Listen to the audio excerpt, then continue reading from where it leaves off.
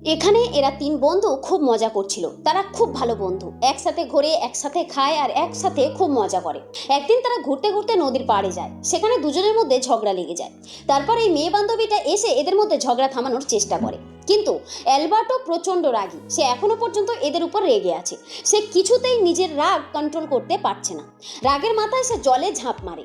এখন মেয়েটি গিয়ে তার হাত ধরে উপরে তোলার জন্য, কিন্তু যখনই সে তার হাত ধরে টানে, দেখা যায় সে এক ভয়ঙ্কর কোনো জীবে রূপান্তরিত হয়েছে।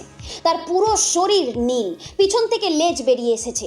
এরা অবাক হয়ে যায় এসব দেখে। তারা তাকে দেখে প্রচণ্ড ভয় পায়, কিন্তু সেই ছেলেটি বলে, আমাকে দেখে ভয় পেও না, আমি তোমাদেরই বন্ধু, আমি তোমাদেরই বন্ধু। কিন্তু এরা তার কথা একদমই শোনে না, যার কারণে ওই ছেলেটি খুব দুঃখ পায়।